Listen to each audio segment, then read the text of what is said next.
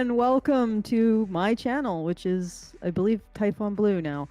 So, I've been trying to start to resurrect this by doing streams on my work in regards to storytelling and writing. And today's topic is talking shop and shit about Game of Thrones, because I've finally finished watching the entire series. Yay. So not reading the books, but watching the series. Yeah, watching the series. I started reading the first book. I read it recently, or portions of it, and but the first time I attempted to read it was like maybe 10 years ago, when the show was a lot more popular, and I was just wanting to see what the fuss was about. I wasn't really able to get into it, so caveat or disclaimer: I don't appreciate the story at all. Like, at all. I've attempted to get into it multiple times. I decided to watch the series because it had been compared to my own fantasy series that I've been working on by people who have been helping me with the editing, my beta readers. So I decided to watch it just to find out what the fuss was about and why people thought that what they thought about its ending and how good it was and which seasons were bad and all of that stuff, just to see if there was some insight I could glean to my own writing. Oh, by the way, guys, if you don't know who I am, my name is Allison. We're usually on Honey Badger Radio, but this stream is sort of informal with no real topic and nothing to react to, so I figured we could do it on my personal channel so as not to clutter up Badger live streams with even more rambling stuff. So I'm here with Brian, who will be my conversation buddy, because I need one. Otherwise, I just fade into long, painful silences and rhetoric that nobody understands. So thank you all for joining. And yes, we are going to be talking about my opinion on the Game of Thrones, the TV series. Now, my opinion on the Game of Thrones, the written series, is I couldn't get into it. And once I found that, yeah, it's never going to be finished. But everyone said it was so well written. So I'm not being, I'm not trying to be smarmy. It's just what I heard. Yeah. So I'm wondering. Yeah. Okay. All right. So yes, I've heard that it's really well written, and admittedly, this could be a taste issue. It probably is. A good portion is a taste issue. For me, I found that it had some problems that did not improve from the book to the show and I know that Martin wasn't part of the ending series of the show, but the problems that I saw in the book and the problems that I saw in the first season of the show were there from the beginning to the end. And so, like, and one of the big problems is he did not bring things together. Last time I talked about connective tissue, like, and I used the example of the prologue where, you get this wonderful, like, and very evocative action prologue with this sort of visceral chase and fear. It's like a horror film. It's like suddenly you're in the beginning of a horror film. And it was very well done and compelling, but then there wasn't a very strong connection between that and the politics, because there could have been. You could have taken that horror scene. So what was happening is there's a wall, and on north of the wall is this race of people called the Wildings, and they just basically live in anarchy. And even further north is a race of beings, I believe, or not, the White Walkers, I think they're beings, I'm not sure, not clear. And they command zombie hordes, right? And what's happening in the very beginning of the first season in the first book is those zombie hordes apparently are going south, and there's an encounter between one of the people who's manning the wall between the north and the southern lands, which include basically the rest of Westeros. Do you get what I'm saying so far, or is there anything that's confusing? Yeah, No, so I'm there's a big following you. freaking wall. There are men manning it. One of the guys goes into the evil wilderness, encounters the White Walkers, comes back, is so freaked out by what he has encountered that he runs away from his post, and now he's going to be executed for desertion. And this story ends with his execution. So the through line between the White Walkers and the politics in Westeros, there is none. Like it's just like, oh, the White Walkers. Oh, well, let's go do politics. And Mhm. there could have been one. Like if you had taken a moment just to think about it and make those connections. For example, you could have had Ned hesitate to killing him. And I don't care about him being honorable. It doesn't matter. Like that using a character's particular traits to excuse stupid actions, that's bad writing. But he could have hesitated to kill the guy, creating a problem with maybe a more strict character. But because he has this code to defend the North against the White Walkers, and this guy's saying, well, there's White Walkers. So he's like, well, I want at very least interrogate this guy. And then that could cause knock-on effects, problems with his politics when he ends up being approached by the king to become the Hand. Right? Do you know the basic outline of the story? The basic outline of the story is the two incest twins get caught fucking, and they kill the original Hand of the king, and then everything falls from that. And Ned ends up being approached by the king to be. One of the incest twins is the queen, and all of her children are bastards. Right, so the king ends up being approached by Ned to go south to become the Hand of the king. So he's basically the guy who rules in his stead. Okay, and but there's no connection between this entire this incredibly intense scene of horror with the White Walkers, and then all of this medieval politics or quasi-medieval politics. Oh yeah, sure. Yeah, and there could have been. Like there seriously could have been. If you just sat with it for a bit, you could have made that connection. You could have had part of what was, Ned taking the job because it might actually get him closer to people caring about this problem in the North, or he could have resisted the job because shit, there's White Walkers in the North and I got to deal with that because that's the ancient reason for my family's existence here.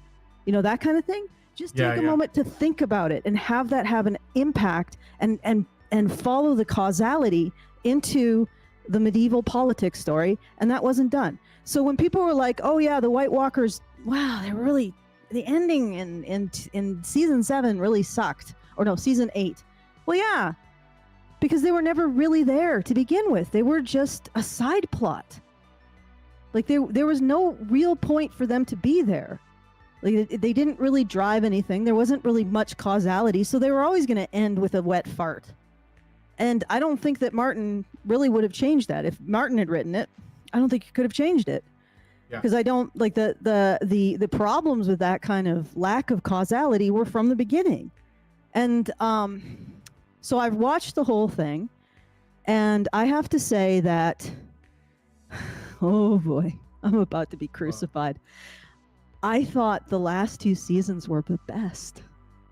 Oh, really? Yes. Wow. Well, yeah, I don't know. I know you've never watched it. I know you're probably even slightly bored. I walked away from it. Yes. But well, yeah, that's certainly a contrarian position based on what I heard about the last 2 seasons. Yeah. Yes. So. And the reason why, okay, first of all, you're getting the opinion of someone who would have walked away from this show probably in the first or second episode, because I might have given it a season when I was particularly charitable. Yeah. I'm not as charitable about my TV viewing anymore, but I might have given it a season. And it wouldn't have been because Ned got killed. Like, I know a lot of people got really upset because they killed the main character, Ned, the Hand, who was investigating the death of the previous Hand. Then they made the mistake of confronting the incest twin, who's the queen, and she ended up outmaneuvering him and getting him executed. I'm like, I didn't really care because I never connected with Ned. He struck me as being an incredible hypocrite and not very honorable when you actually looked at his actions, and also profoundly stupid. So he wasn't a character that I particularly liked. So his execution, I was like, oh, okay, well, I don't have to see him anymore. So it wasn't that really bothered me. It was, again, that lack of a strong like through line, like that lack of connection that I was seeing. And I think that one of the things that George Martin, R.R. Martin, really leans on is he's really, really good at dialogue, like really good. And he's good at characterization through dialogue, and he's good at creating conflict through dialogue. And I think that when you're that good at one particular thing, there is a failing, a tendency to just rely on it for everything. And Yeah. I think that that's a lot of what was happening. And I think he even said that he wanted to just write the fun bits. Dialogue is the fun bits. Like they say that a first draft is always dialogue, because dialogue is the fun stuff. So he was using dialogue for exposition. He was using dialogue for conflict. He was using dialogue for characterization. He's using dialogue for history, for world building, which, I mean, is fine, but it's all in dialogue. It needs your book needs another round of editing and thinking about it, in my opinion. So and again, like, he's so focused on the dialogue that he forgot about the connective tissue. And so I didn't hate the first season because Ned died. And it wasn't necessarily that I hated it, except that it was getting really grating. All of the, like, every scene was two people being assholes to each other. Like, every scene, I'm like, oh god, this is getting really grating. And also, like, yeah, so it wasn't too bad. Maybe I would have gone into the second season. I don't know. But so this is the opinion. What I was going to get at was, this is the opinion of someone like you, Brian, who probably wouldn't have actually watched it all the way to the end. So the people who watched it all the way to the end watched it because they liked what they were seeing. I watched it all the way to the end because I was trying to understand the appeal. And yeah, I think that the appeal is probably the salacious content, the shocking content, the subversions. He does, like, Martin does, in some cases, write really, really good subversions of your expectations. And also the dialogue, like, there was great dialogue.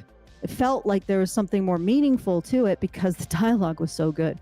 Like, to use an example of his ability to write subversions, I don't know if I talked about this last week, but the Viper versus the Mountain. So there's a little bit of complex court politics going on, but essentially this is a conflict between two characters.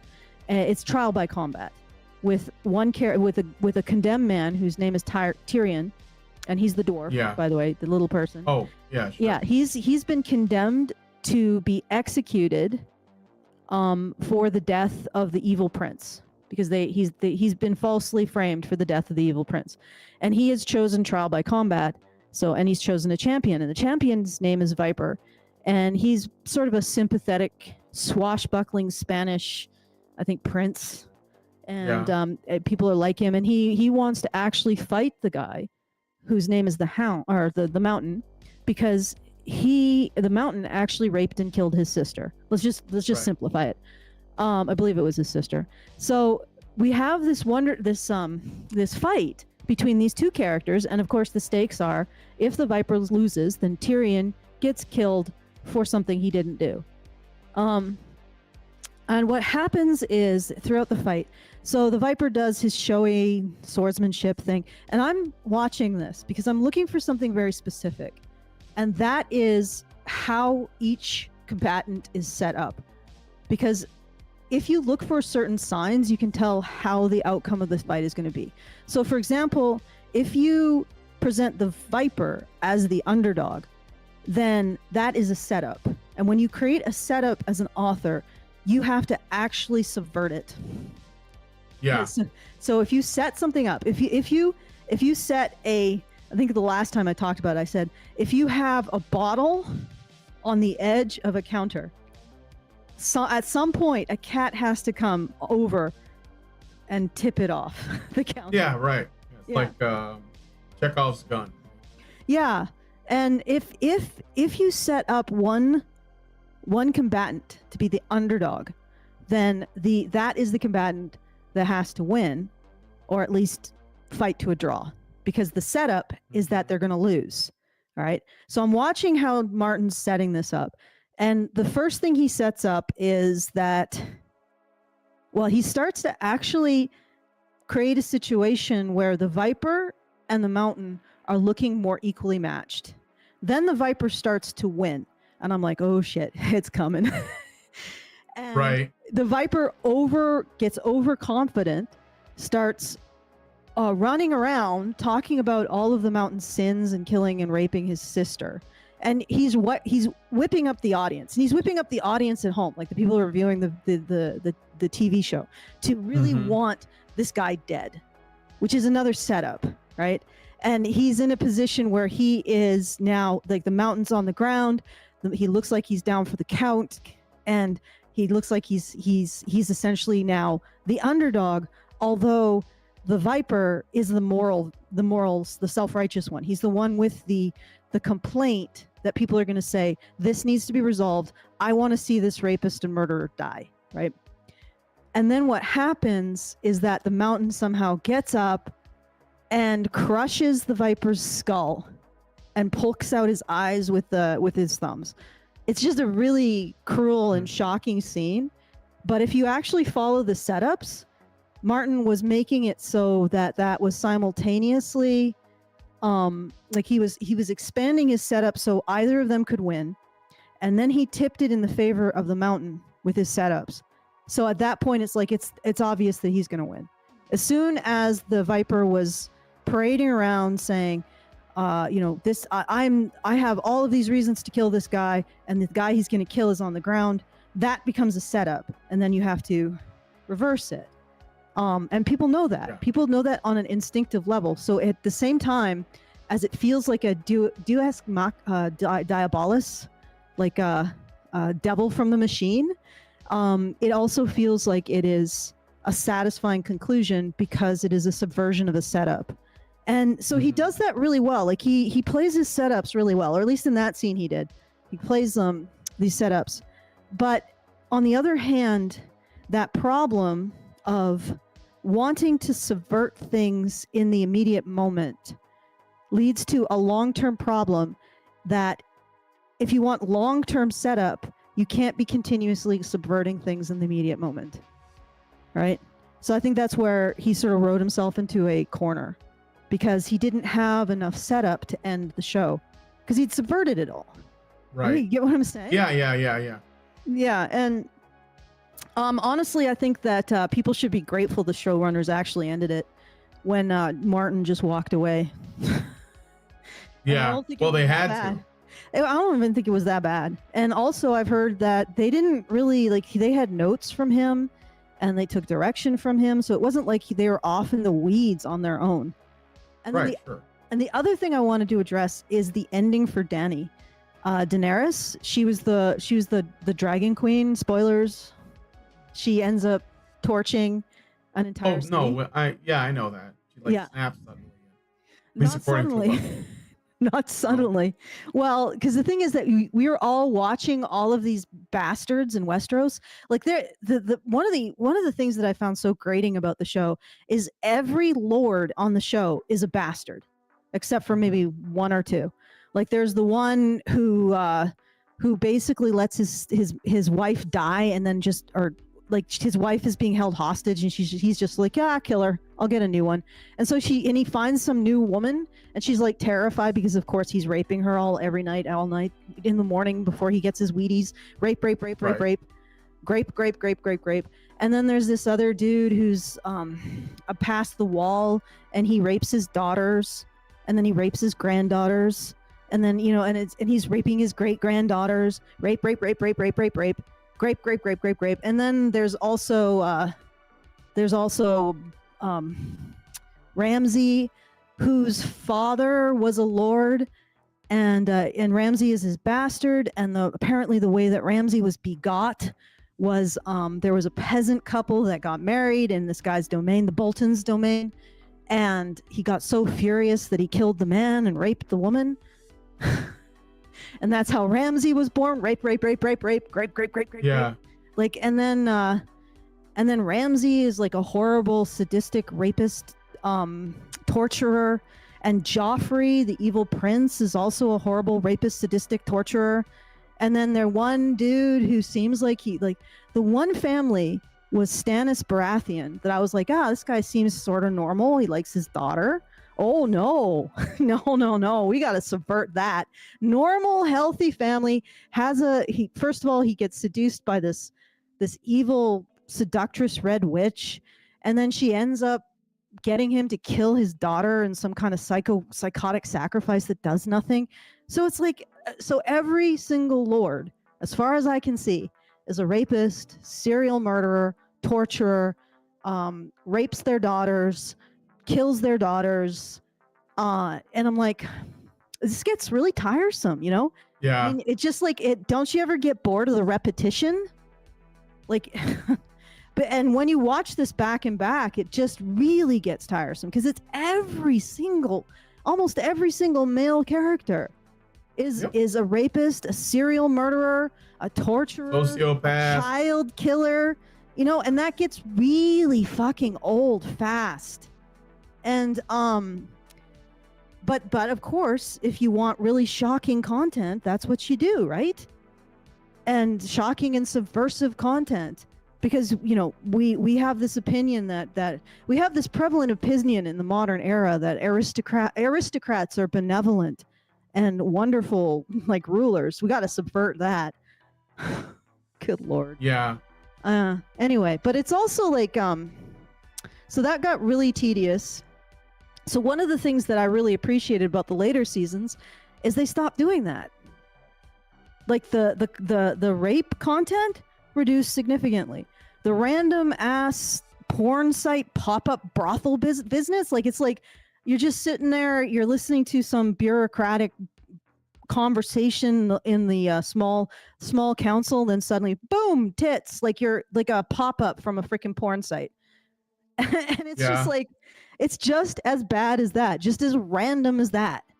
And like, you know, you're on Twitter and you click the more replies, and then somebody snatches in your face. Exactly like that.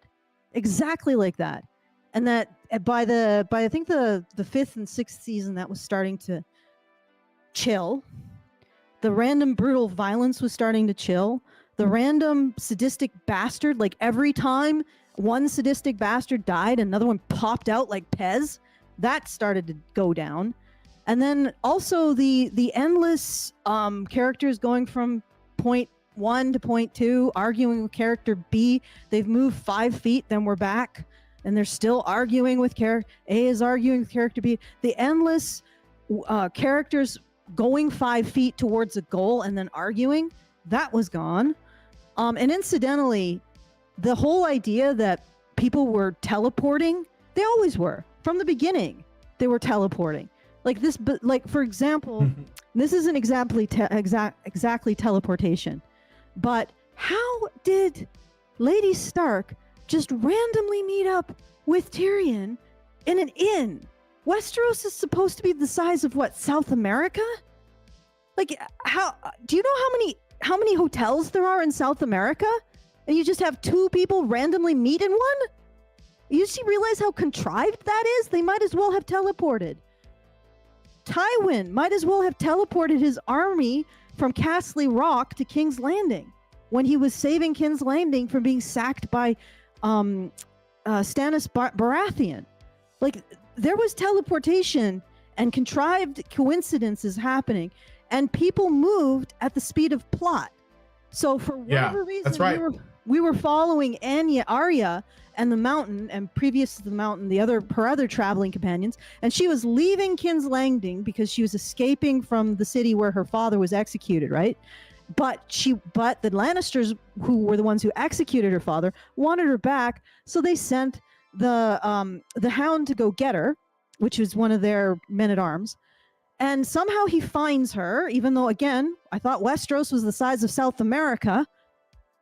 But he finds her. I think they just randomly ran into each other. It was another incident where it's just like, oh, they just happened to get into the, it's like the Seinfeld bar. No, the Cheers bar. Everyone goes to the same damn bar. Yeah. So he just randomly finds her again. And so she's walked away from King's Landing, and then they're walking back to King's Landing. Meanwhile, things like the Tywin, who is the patriarch of the Lannisters, have managed to move a damn army. So everything is teleporting depending on where people need to be based on the plot, or it's going really slowly because we just enjoying the dialogue. And it's like that problem was from the beginning. Sorry, guys. That was there from the beginning. And so the fact that it's also in the end, it's just when you noticed, sorry for flicking my camera, it's just when you noticed, because the content was no longer appealing. And for whatever reason, and I know this from watching it, prior to about season 6, the greatest amount of content, or a significant amount of the content, the big changes in content, let's say, were the reduction in the random sadistic bastards. And if you don't believe that men automatically oppress women when they're in positions of power, those random sadistic bastards are not believable. They're just a joke. They're basically like, I'm starting to call them nigga scrotes, because they're What? just a random vicious stereotype about men. And I said nigga scrotes. Yeah. Okay. I just want to make sure I heard that. Hopefully I won't get in trouble for that. But it's just a combination of a really vile stereotype and a dehumanization. Because if you are we going to get to see Ramsay Bolton's backstory like we got to see Daenerys's backstory? How did Ramsay Bolton's one of the sadistic bastards, one of the worst, in fact.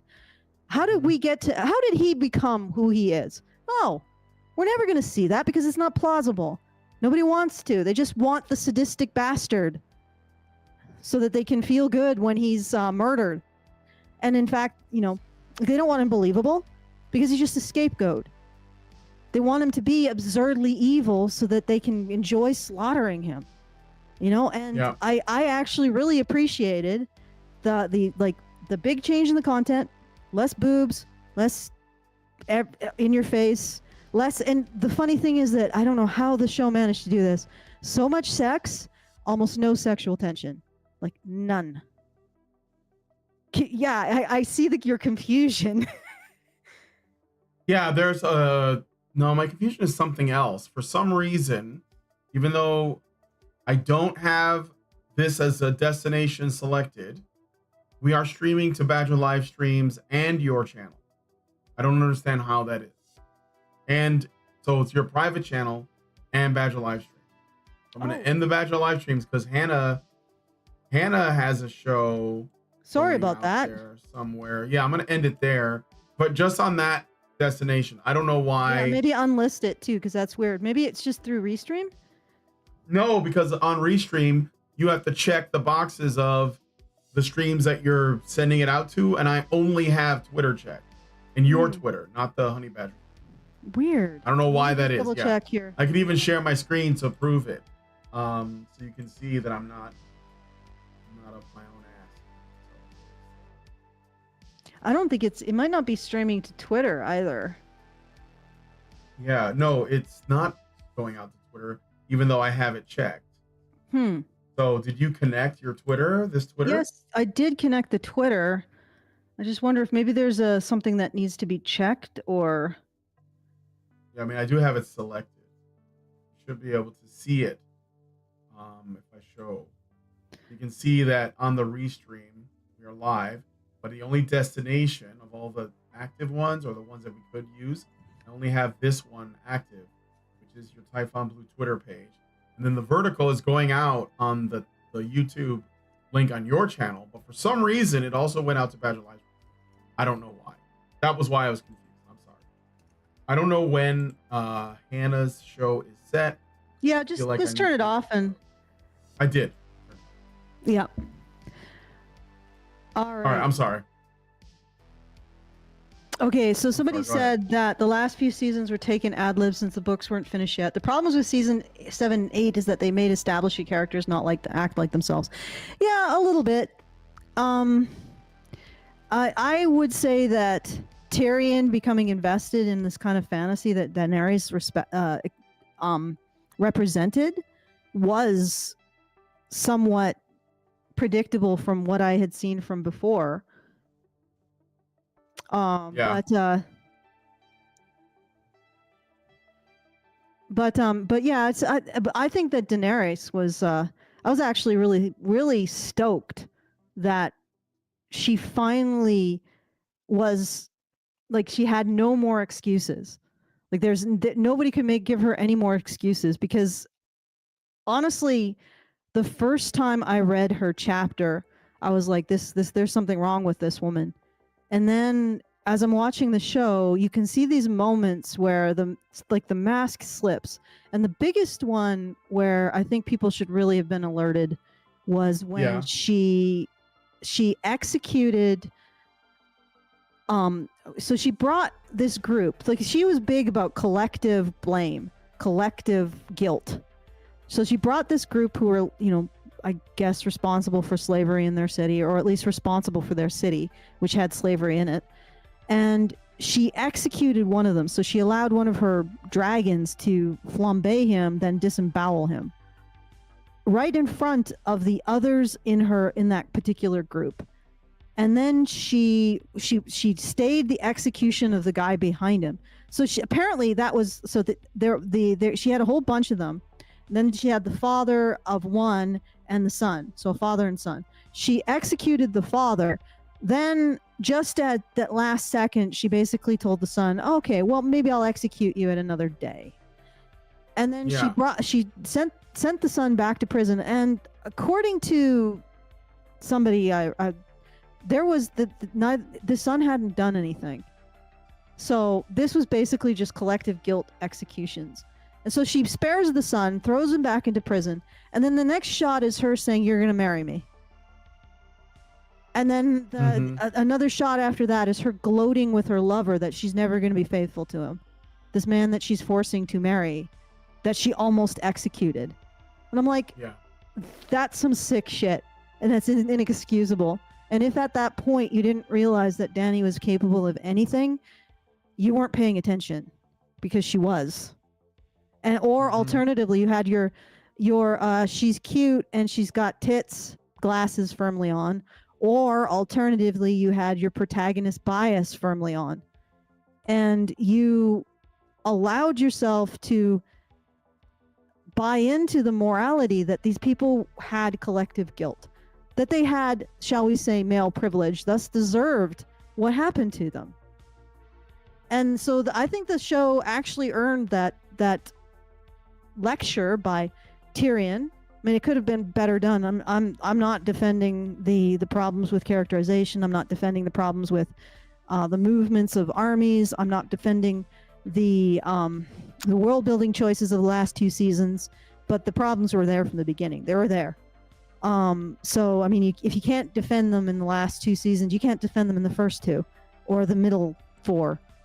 Okay, so, but what I'm saying is that speech where he's like, we cheered on how she was killing those men because we thought they were evil. Yeah, because you thought they were evil. They were presented as evil. Now, some people have said that, well, pay evil on to evil, and that we have been encouraged to see the Starks paying evil onto evil as a good thing. However, there's a difference. In every case where Dany sent these groups to execution, there has been innocent members of the groups who have also died. And that has been pointed out throughout the show. Like, for example, I think she crucified the slavers at one point. Yeah. But it was pointed out that one of the people that she crucified had actually fought against slavery, had tried to ameliorate it or change it in his culture. So she was practicing group guilt and group executions based on whether or not you belong to a particular class, right? And that went on throughout the entire show, guys. It went on throughout the entire show. Is every Khan a bastard?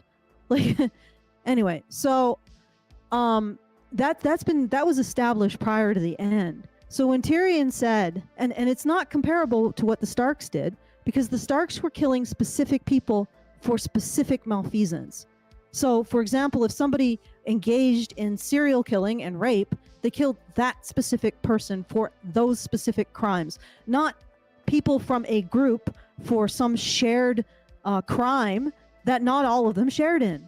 They just happened to be part of a group that was capable of the crime. That's like a group punishment, and everybody was cheering her on, and they're right.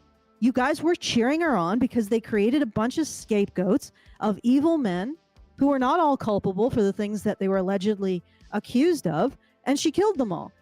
And as Tyrion points out at the end, she became more certain of her own self-righteousness, more certain that she couldn't be wrong, and that culminated in the absolute destruction of the city in Westeros that she felt was standing against her. And I'll tell you why that makes sense. She had been shown, and another person who sort of watched some of it with me said that when she executed Varys, who was one of her top advisors, because he started to prefer a different candidate to the Westeros throne. So there's a subplot.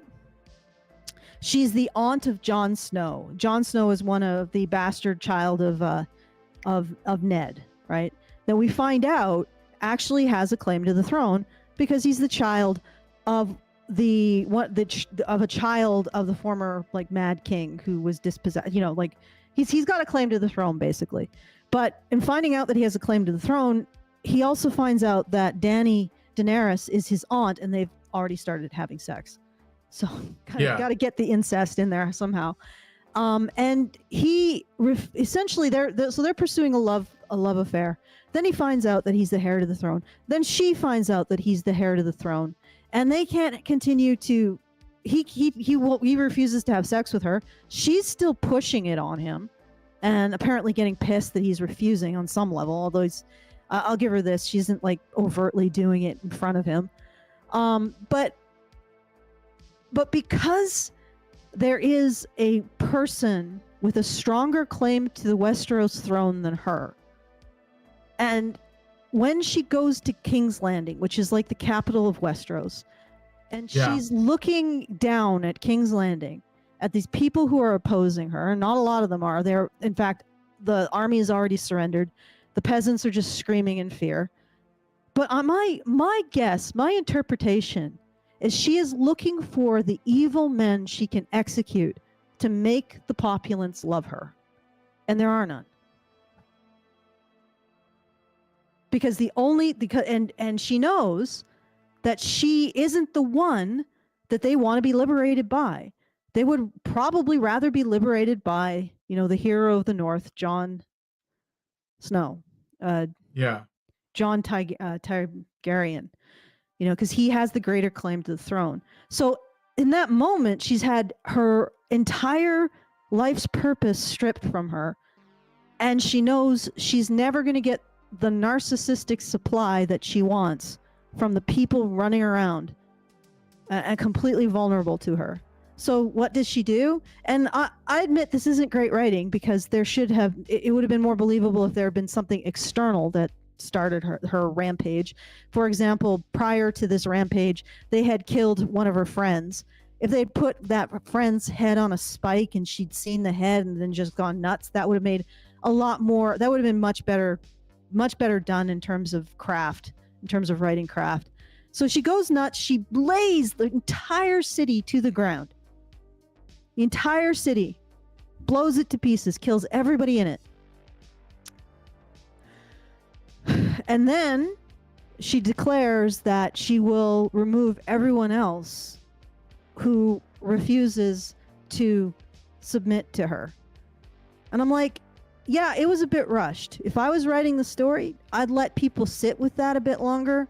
I might have a few more steps between just executing one guy that she's labeled bad who really isn't, to executing an entire city of innocents. Have a few more steps, you know, but I see it. I see where that came from. And Tyrion was right when he said that, you know, if we don't stop her, she considers she's been executing the bad guys, and now she considers everybody who's in the way, who's between her and what she thinks is paradise, she can justify in her mind as bad. You know, and I thought that was pretty good. Like, I'm not saying it's great, but then again, like, I didn't really appreciate much of the story from the beginning. Right. Yeah. Anyway, those are my thoughts. If you want to add to it, I know that you didn't even watch it, so. Nah, Nah. not my jam. Didn't really. I don't know. Like, if there's, I didn't find any characters that I wanted to root for, so there was no. And it's not that I need everybody to be like Boy Scouts. Like, I've been watching The Sopranos, which isn't about about a bunch of unscrupulous characters, some of whom are actual criminals and psychopaths. But they're not. I don't know. Like, you kind of like want to see where their life heads. Like, they give you, you know, it's very well written in terms of like the character arcs and the interactions, and so you want to see where it goes. You want to see what happens, and they do some interesting subversions which make you more like invested. Like, holy crap, this is happening. I don't want to give anything away, but I'm okay with things being subversive and, you know, dark, and dark and all that. I don't have a problem with that. But I mean, again, like Sopranos there were people you were rooting for. Another show that I love is True Detective, which is the first season. I didn't see it. Amazing television, amazing, and the, you know, really well done characters. You know, you feel for all of them. You want to see like things turn out, but they're not perfect. They make mistakes. Sometimes they do things that are straight up like, you know, criminal, but they do it well enough that you understand that they're making difficult choices. So I think that at least the first season of Game of Thrones, it didn't do it for me. And again, I wasn't just saying it has to be Lord of the Rings. I didn't really. I even saw there were problems with Ned Stark as a character, but at least there was like room for improvement. Like, I was like, oh, maybe these things will change, but they just kill him. And I think that sometimes Martin and the showrunners are more interested in keeping the audience shocked than actually, like, you know, telling you something that feels true. Yeah. Yeah, and the thing is that when we got to the last two seasons, at least something was being said that felt true. Like, I'm not saying it was said well necessarily. I'm not saying that the issues with plot, moving at the speed of plot, characterization for the service of plot, conflict for the service of plot, like power levels for the service of plot. Like, I noticed that people's power levels didn't they just shifted based on what people wanted to have, or the writers wanted to happen in the scene. Like, to use an example, Littlefinger, who's like you know, like a bastard, but he's sneaky about it. He's a sneaky bastard. He ends up confronting a court, like a young prince and a bunch of men in his court, and the guy who's the head of defending the prince accuses Littlefinger of something, and then somehow Littlefinger says no you, and somehow credibly establishes credibility with these people in order to, and I'm like, so where did that come from? Like, how did he suddenly have the power to do a no you here? And the story was sort of rife with that too. Like, people's power levels changed depending on the plot. And with in a political drama, that means that they could influence people. They had support where, you know, just suddenly support or suddenly no support, depending on what the writers wanted to do for the plot, what Martin wanted to do for the plot, because he's very much a part of this. So there isn't like this there wasn't a sense that there's fair play happening. And what I mean by that is establishing the rules, telling us how powerful people are, telling us where these people get their power, where they get their influence, where they don't have influence, establishing stuff. You have to establish that stuff. You have to establish people's political power in the same way that you establish magical power. And you don't need to elucidate every single rule, but people should be able to predict where their power is coming from and how much power they have relative to other people. Otherwise, scenes of conflict are meaningless. They just, this person's just going to be powered up for the scene and then powered down. So, I mean, if people talk about how, I don't know, Drogon, the dragon, was powered up for, scene in episode 5 and then powered down for scene in episode 4. Yeah, that's been happening the entire time. And that's the problem with, what I would say, undercooked writing. However, this is an incredibly popular franchise. Like, hugely popular. So, I mean, what the fuck? What am I talking about? I'm just an amateur, right? Yeah. So maybe probably I'm the one who's wrong. But this is what my opinion about the show. And yeah, I'm going to be watching House of Dragons at some point. So I'll find out what... House of the Dragon, yeah. I hear that's pretty good, too. Yeah. I mean, I don't know. I'm totally open to it being really good. I hope it is. I really hope there aren't endless amounts of tits and ass that have no reason to be there. I hope that they don't have a shocking, they don't do shock for shock's sake. I hope they don't have sadistic bastards popping out of the woodwork like Pez. That's really freaking, it's really dumb.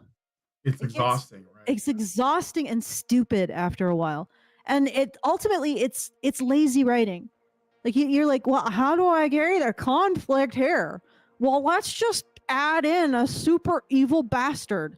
And incidentally, it's still black and white morality when you're basically making rape the dividing line, right? And that's the thing. Like everything in George R. R. Martin's books, somebody is irredeemable if they rape, right?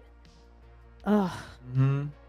And rape a woman, because raping men is just free, or castrating men, or torturing men. You can do those things. That's a free action. You can murder men. That's a free action. But if you rape a woman, holy shit, you are evil forever. That's still black and white morality. Yep. Game of Thrones was full of black and white morality. Where were the shades of gray I was promised? All right. Okay, I'm good. I have bitched enough. Maybe I'll watch Sopranos though, since you recommended it, because I watched Shogun. Shogun's really good. Shogun was great. Sopranos is good. I was watching Deadwood, and there's a lot about that I like, but I haven't finished it yet. I don't know if I haven't felt drawn to finish it. That's a good one too. A lot of old TV. True Detective, masterpiece, so good. I think True Detective is one of my favorite shows ever. And what's the other one I really liked a lot was Justified. Justified is a good show. It's not an HBO show, so it's a little you're not gonna get as a lot of R-rated stuff. It's not ultra violent, not super foul mouth. There's not a lot of boobs, but it's got really good writing, really good dialogue. There's very good dialogue in Justified. Actually, it's about a marshal that comes back to the South. I can't remember what state. It's been a while since I saw it. And it's where he grew up. I want to say it's West Virginia or something. There's there used to be mines there, and he worked in the mines when he was young, something like that. But he basically he's a cop, and he has to bring in criminals, but there's overarching themes, and there's lots of people from his past that are there. It's just a really good show. So Justified, True Detective, season 1 only. I don't know about the other one because they're different stories. The Sopranos and Deadwood, those are good shows. Okay, yeah, lots of shows to watch. But first, I'm guessing we're gonna have to.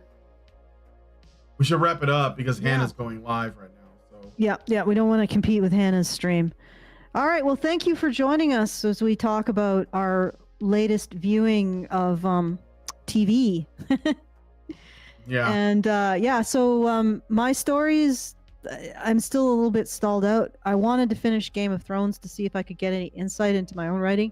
I feel like there's some ideas that I might explore that Game of Thrones just sort of dropped, like Bran taking over people's minds. Like nothing came of that. Nothing came of that. Really, I thought it was one of the more interesting plot threads, which was this kid who had mystical powers and put people in his thrall and seemed to have a strong connection to the White Walkers. Wasn't he the one that ends up becoming king? Yeah, he's the one that ends up becoming king, but nothing really comes of all of the mystical stuff that happened. Yeah, unless that's what caused it to become king. But I think that's the implication. Yeah, maybe. I don't know. All right. Okay. So thank you all for joining, and we'll see you in the next one on this channel. All right. Anyway. All right. Yep. See you guys soon. Give me a thank you for feminists for getting your right to vote. Otherwise, stop voting and go make me a ham sandwich.